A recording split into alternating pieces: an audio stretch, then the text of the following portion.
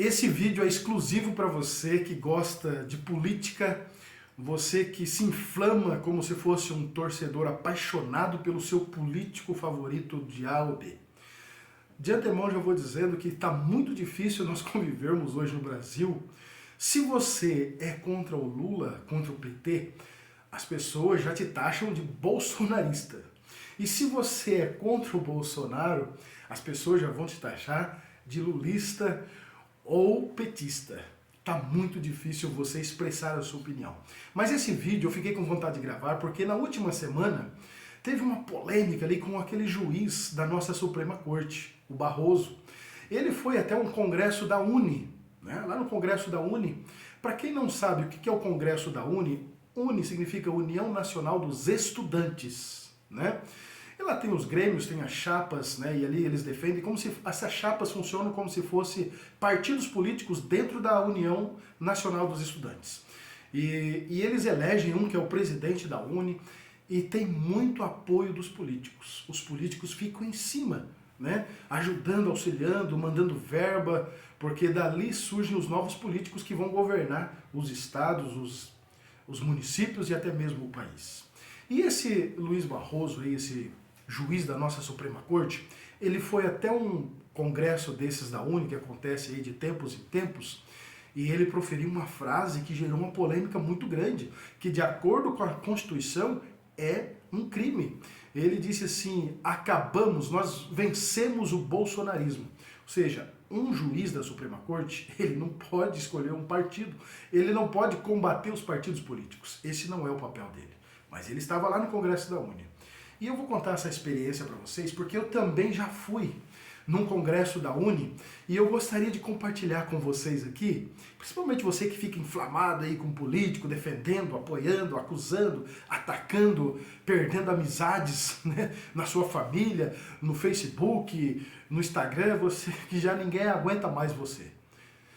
O ano era 1997. Eu estava completando ali 18 anos de idade.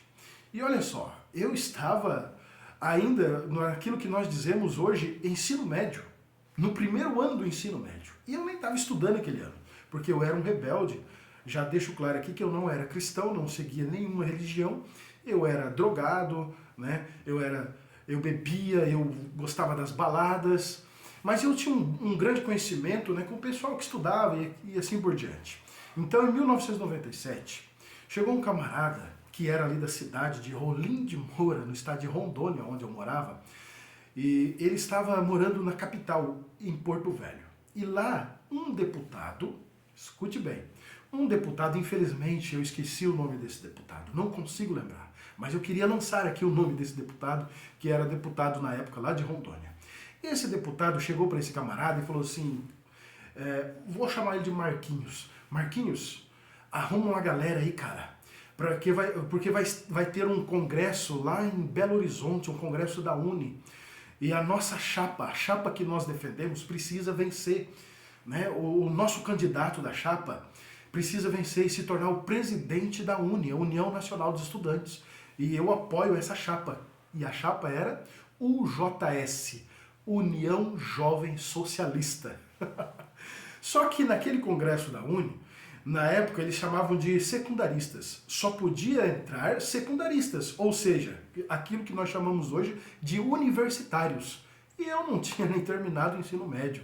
Então esse camarada veio e falou assim: Douglas, ajuda a gente a reunir aí uns 10 camaradas. No meio foi gente que não tinha nem o primário direito. Chamou uma galera, mas não tinha um universitário. E ali então esse deputado pagou um ônibus para levar essa galera para Belo Horizonte e pagou todas as nossas despesas, a nossa alimentação, falsificou os nossos documentos, os nossos nomes e documentos falsos, para quando nós chegássemos lá em Belo Horizonte, nós temos condições de se alimentar, se cadastrar e votar no candidato da UJS, União Jovem Socialista, para ser o presidente da UNE. Queridos, e nós fomos, chegamos lá, deu tudo certo. Tinha aproximadamente 10 mil estudantes, 10 mil estudantes secundaristas universitários e também pseudos estudantes e universitários, assim como nós, do estado de Rondônia. Gente, vou falar uma coisa para vocês. Nós ficamos alojados nas escolas e durante uma semana nós tínhamos eventos no Mineirinho, que é o ginásio que fica do lado do estádio do Mineirão, na cidade de Belo Horizonte. Eu não vi um carro da polícia nesse congresso. Ah, não precisava? Não sei. Tinham seguranças locais ali, só que assim, uma coisa que me chamou muita atenção, parece que a maconha era liberado. Muita gente fumando maconha, era dia e noite. Pairava uma fumaça em cima daquele estádio, em cima daqueles jovens de maconha. Muita bebedeira, bebida alcoólica, orgias, desculpe as palavras aqui, mas era o que acontecia ali, naquele Congresso Nacional da UNE. Maconha liberado, bebedeira liberado e orgias liberado. Eu tenho certeza que muitas jovens que foram para aquele congresso voltaram para suas casas carregando um bebezinho na barriga. Uma coisa absurda, nunca vi nada igual.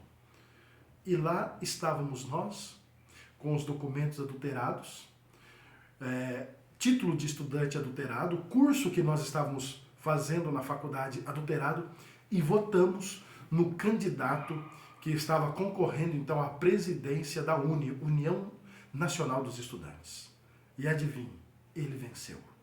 Com o apoio de um deputado do estado de Rondônia e a falsificação de documentos, pessoas que nem estudavam foram lá naquele congresso.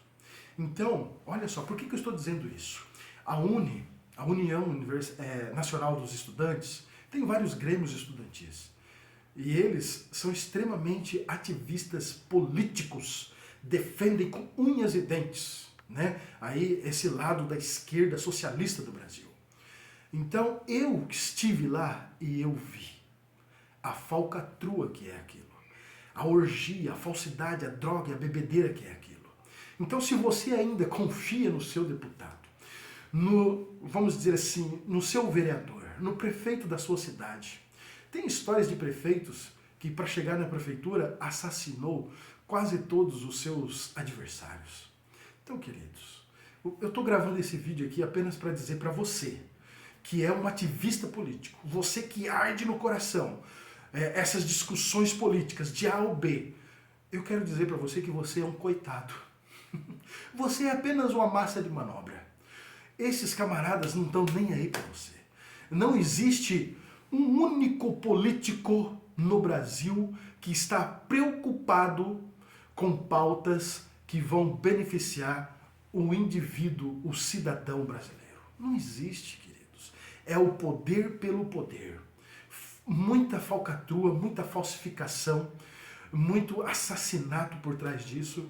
Então, pare com isso. Aí você pergunta assim pra mim, tá Douglas, mas que lado que você defende? Como eu disse no início do vídeo, não dá pra dizer que eu sou de direita e nem de esquerda. Mas, realmente eu não sou mesmo, nem de direita e nem de esquerda. Eu sou cristão. Porque eu acredito que os princípios da palavra de Deus, eu creio que a palavra de Deus é a verdade absoluta e a minha única regra de fé.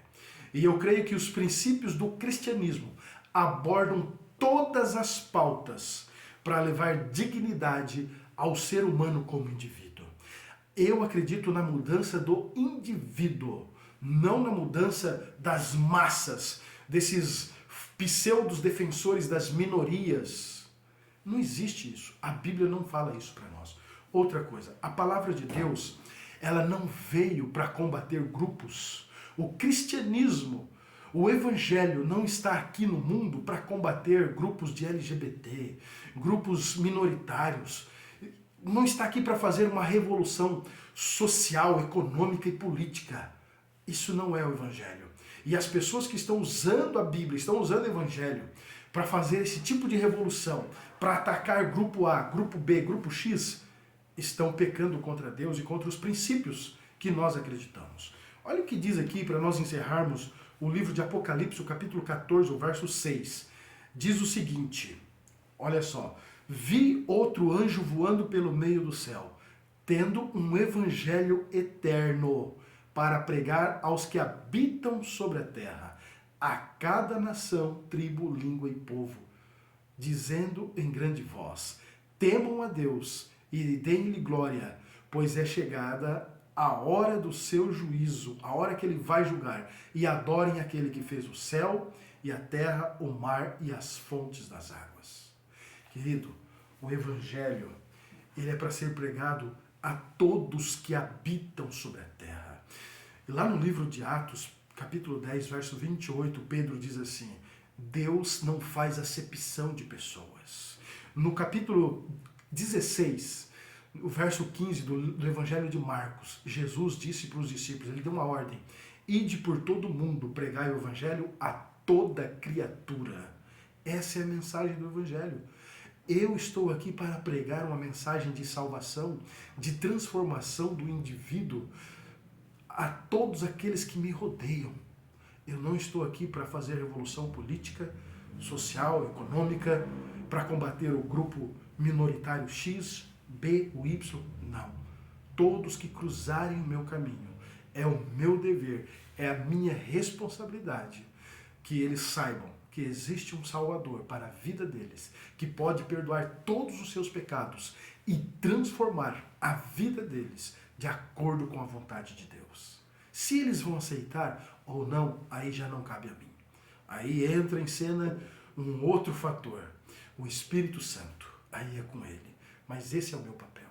Que Deus te abençoe e que você repense os seus conceitos sobre política, sobre religião e sobre defender esses homens que não estão preocupados com você. Até mais, uma ótima semana.